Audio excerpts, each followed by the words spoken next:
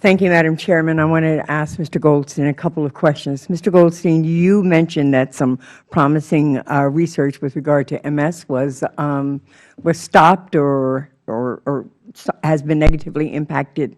Could you please elaborate a little bit on what you mean and what direction was it going into and why it has not yielded that? It was getting close to the clinical trial stage, and then as a result of the political discussion and the threats to abortion providers, it is believed that they stopped being willing to provide tissue any longer. Dr. Goldstein, have there been cures to any diseases resulting from the research emanating from fetal tissue? Have any cures been found? I think we've gone back and forth on the vaccine issue a number of times, so I think we'll leave that one alone for the time being.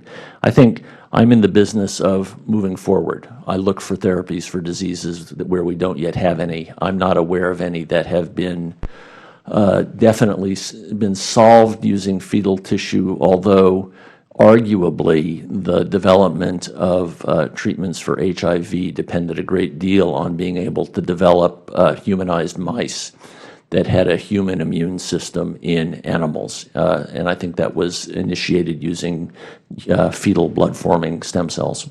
Do you believe that anything on that form is creating an undue hardship or an intimidation or a misrepresentation to women who are being asked to consider whether or not they will donate this tissue? I'm sorry, which form, ma'am? The form that my colleagues keep referring to that says that women who are under duress need to sign in order to give their consent.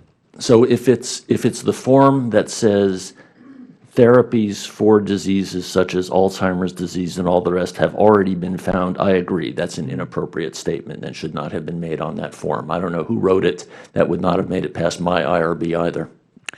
It seems to me that this has been an interesting day where we've had empirical evidence as to the worthwhile use of fetal tissue research, that it has produced and is producing results moving us in the right direction to be cures and appropriate therapies and treatments for diseases and for injuries that otherwise negatively impact the life and the quality of life for individuals. It's also clear to me today that the question before us is just really nothing more than a proxy for getting at an attack on women's rights to what have already been established as a safe abortion in this country.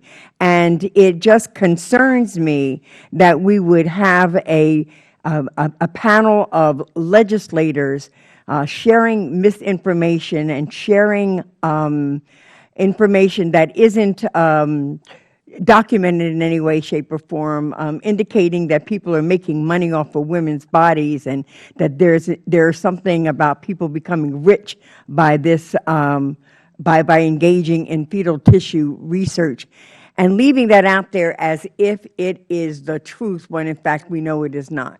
Mr. Goldstein, Dr. Goldstein, I know that you don't generally handle that end of it, but to your knowledge, is there an industry that is getting rich and that is taking advantage of women's body parts as a result of fetal tissue research? Not to my knowledge. Thank you. I yield back.